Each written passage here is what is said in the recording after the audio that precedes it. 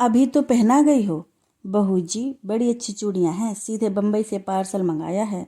सरकार का हुक्म है, इसलिए नई चूड़ियां आते ही चली आती हूँ। तो जाओ, सरकार को ही पहनाओ, मैं नहीं पहनती।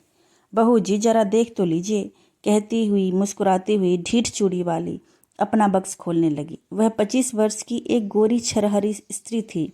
उसकी कलाई सचमुच चूड़ी पहनाने के लिए ही ढली थी। पान से लाल पतले पतले होंठ 2-3 वक्रताओं में अपना रहस्य छिपाए हुए थे। उन्हें देखने का मन करता, देखने पर उन सलोने अधरों से कुछ बुलवाने का जी चाहता है, बोलने पर हंसाने की इच्छा होती है, और उसी हंसी में शैशव का अल्हड़पन, यौवन की तरावट और प्रौढ़ की सी गंभीरता बिजली के समान लड़ जाती है। बहू जी को उसकी हंसी बहुत बुरी लगती, पर जब पंजों में अच्छी चूड़ी चढ़ाकर संकट में फंसाकर वह हंसती हुई कहती, एक पान मिले बिना यह चूड़ी नहीं चढ़ती, तब बहू जी को क्रोध के साथ हंसी आ जाती और उसकी तरल हंसी को तरी लेने में तन्मय हो जाती। कुछ ही दिनों से यह चूड़ी वाली आने लगी है। कभी कभी बिना बुलाए ही चली आती और ऐसे ढंग फैलाती कि बिना सरकार के आए निपटारा न होता। यह बहू जी को असह्य हो जाता। आज उसको चूड़ी फंसाते देख बहू जी झल्ला कर बोली, आजकल दुकान पर ग्राहक कम आते हैं क्या? बहू जी, आजकल खरीदने की धुन में हूँ, बेचती हूँ कम। इतना कहकर कई दर्जन चूड़ियां बाहर सजा दी। स्लीपरों के शब्द सुनाई पड़े। बहू जी ने कपड़े संभाले, पर वह ढीठ चूड़ी वाली बालिकाओं के समान सिर टेढ़ा करके, यह जर्मनी की हैं, यह फ्रांसीसी की हैं, यह जापानी की हैं, कहती जाती थी। सरकार पीछे खड़े मुस्कुरा रहे थे। क्या रोज नई चूड़ियां पहनाने के लिए इन्हें हुक्म मिला है? बहू जी ने गर्व से पूछा। सरकार ने कहा, पहनो तो बुरा क्या है? बुरा तो कुछ नहीं, चूड़ी चढ़ाते हुए कलाई दुखती होगी। चूड़ी वाली ने सिर नीचा किए कनखियों से देखते हुए कहा। एक लहर सी लाली आंखों की ओर से कपोलों को तर करती हुई दौड़ जाती थी। सरकार ने देखा, एक लालसा भरी युवती व्यंग कर रही है। हृदय में हलचल मच गई।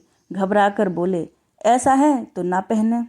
भगवान करे रोज पहने। चूड़ी वाली आशीर्वाद देने के गंभीर स्वर में प्रौढ़ा के समान बोली। अच्छा, तुम अभी जाओ। सरकार और चूड़ी वाली दोनों की ओर देखते हुए बहू जी ने झुंझला कर कहा। तो क्या मैं लौट जाऊं? आप तो कहती थी ना कि सरकार को ही पहनाओ, तो जरा उनसे पहनने के लिए कह दीजिए। निकल मेरे यहाँ से, कहते हुए बहू जी की आंखें तिलमिला उठीं। सरकार धीरे से निकल गए। अपराधी के समान सिर नीचा किए चूड़ी वाली अपनी चूड़ियां बटोर कर उठी। हृदय की धड़कन में अपनी रहस्यपूर्ण निश्वास छोड़ती हुई चली गई। चूड़ी वाली का नाम था विलासिनी। वह नगर की एक प्रसिद्ध नर्तकी की कन्या थी। उसके रूप और संगीत कला की सुख्याति थी। वैभव भी कम न था। विलास और प्रमोद का पर्याप्त संभार मिलने पर भी उसे संतोष न था। हृदय में कोई अभाव खटकता था।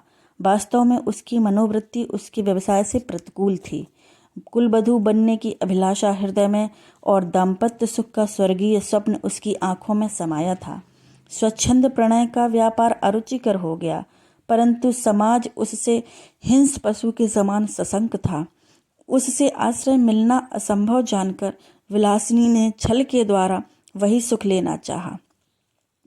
यह उसकी सरल आवश्यकता थी, क्योंकि अपने व्यवसाय में उसका प्रेम क्रय करने के लिए बहुत से लोग आते थे, पर विलासिनी अपना हृदय खोलकर किसी से प्रेम न कर सकती थी। उन्हीं दिनों सरकार के रूप, यौवन और चारित्र ने उसे प्रलोभन दिया। नगर के समीप बाबू विजय कृष्ण की अपनी जमींदारी में बड़ी सुंदर अट्टालिका थी। वहीं रहते थे। उनके अनुचर और प्रजा उन्हें सरकार कहकर पुकारती थी। विलासिनी की आंखें विजय कृष्ण पर गड़ गईं। अपना चिर संचित मनोरथ पूर्ण करने के लिए वह कुछ दिनों के लिए चूड़ी वाली बनकर गई थी। सरकार चूड़ी वाली को जानते हुए भी अनजान बन रहे थे। अमीरी का एक कौतुक था। एक खिलवाड़ समझकर उसके आने जाने में बाधा न देते। विलासिनी के कलापूर्ण सौंदर्य ने जो कुछ प्रभाव उनके मन पर डाला था, उसके लिए उनके सुरुचिपूर्ण मन ने अच्छा बहाना खोज लिया था। वे सोचते थे, बहू जी का कुलवधू जनोचित सौंदर्य और वैभव की मर्यादा देखकर चूड़ी वाली स्वयं पराजय स्वीकार कर लेगी और अपना निष्फल प्रयत्न छोड़ देगी। तब तक यह एक अच्छा मनोविनोद चल रहा है। चूड़ी वाली अपने कौतूहलपूर्ण कौशल में सफल न हो सकी थी, परंतु बहू जी के आज के दुर्व्यवहार ने प्रतिक्रिया उत्पन्न कर दी और चोट खाकर उसने सरकार को घायल कर दिया। अब सरकार प्रकाश स्वरूप से उसके यहाँ जाने लगे। विलास रजनी का प्रभात भी चूड़ी वाली के उपवन में कटता। कुल मर्यादा, लोकलाज और जमींदारी सब एक और चूड़ी वाली अकेले। दालान में कुर्सियों पर सरकार और चूड़ी वाली बैठकर रात्रि जागरण का खेद मिटा रहे थे। पास ही अनार का वृक्ष था, उसमें फूल खिले थे। एक बहुत ही छोटी काली चिड़िया उन फूलों में चोंच डालकर मकरंद पान करती और कुछ केसर खाती, फिर हृदय विमोहक कलनाद करती हुई उड़ जाती। सरकार बड़ी देर से कौतुक देख रहे थे। बोले, इसे पकड़कर पालतू बनाया जाए तो कैसा? यह फूल सूंघी है, पिंजरे में जी नहीं सकती। उसे फूलों का प्रदेश ही जला सकता है। स्वर्ण पिंजर नहीं, उसे खाने के लिए फूलों की केसर का चारा और पीने के लिए मकरंद मदिरा कौन जुटावेगा? पर इसकी सुंदर बोली संगीत कला की चरम सीमा है। वीणा में भी कोई कोई मीण ऐसी निकलती होगी। इसे अवश्य पकड़ना चाहिए। जिसमें बाधा नहीं, बंधन नहीं, जिसका सौंदर्य स्वच्छंद है, उस असाधारण प्राकृतिक कला का मूल्य क्या बंधन है? कुरुचि के द्वारा वह कलंकित भले भी हो जाए, परंतु पुरस्कृत नहीं हो सकती। उसे आप पिंजरे में बंद करके पुरस्कार देंगे या दंड? कहते हुए उसने विजय की एक व्यंग भरी मुस्कान छोड़ी। सरकार की उस वन विहंगम को पकड़ने की लालसा बलवती हो उठी। उन्होंने कहा, जाने भी दो, वह अच्छी कला नहीं जानती। प्रसंग बदल गया। नित्य का साधारण विनोदपूर्ण क्रम चला। चूड़ी वाली अपने अभ्यास के अनुसार समझती कि बहू जी की अपार प्रणय संपत्ति में से कुछ अंश मैं भी लेती हूँ तो क्या हानि है, परंतु बहू जी को अपने प्रणय के एकाधिपत्य पर पूर्ण विश्वास था। वह निष्क्रिय प्रतिरोध करने लगी। राज यक्ष्मा के भयानक आक्रमण से वह घुलने लगी और सरकार वन विहंगिनी विलासिनी को स्वायत्त करने में दत्तचित्त हुए। रोगी की शुश्रूषा और सेवा में कोई कमी न थी, परंतु एक बड़े मुकदमे में सरकार का उधर सर्वस्व अंत हुआ, इधर बहूजी चल बसी। चूड़ी वाली ने समझा कि उसकी पूर्ण विजय हुई, पर बात कुछ दूसरी थी। विजय कृष्ण का वह एक विनोद था। जब सब कुछ चला गया तब विनोद लेकर क्या होगा? एक दिन चूड़ी वाली ने से छुट्टी मांगी। उसने कहा, कमी किस बात की है? मैं तुम्हारी ही हूँ और सब विभव भी तुम्हारा है। विजय कृष्ण ने कहा, मैं वेश्या की दी हुई जीविका से पेट पालने में असमर्थ हूँ। चूड़ी वाली विलखने लगी। विनय किया, रोई, गिड़गिड़ाई, पर विजय कृष्ण चले ही गए। वह सोचने लगी कि अपना व्यवसाय और विजय कृष्ण की गृहस्थी बिगाड़कर जो सुख खरीदा था उसका कोई मूल्य नहीं। मैं कुलवधू होने के उपयुक्त नहीं। क्या समाज के पास इसका कोई प्रतिकार नहीं? इतनी तपस्या और इतना स्वार्थ त्याग व्यर्थ है। परंतु विलासिनी यह न जानती थी कि स्त्री और पुरुष संबंधी समस्त अंतिम निर्णय करने में समाज कितना ही उदास क्यों न हो, दोनों पक्षों को सर्वथा संतुष्ट नहीं कर सका और ना ही कर सकने की आशा है। यह रहस्य सृष्टि को उलझा रखने की कुंजी है।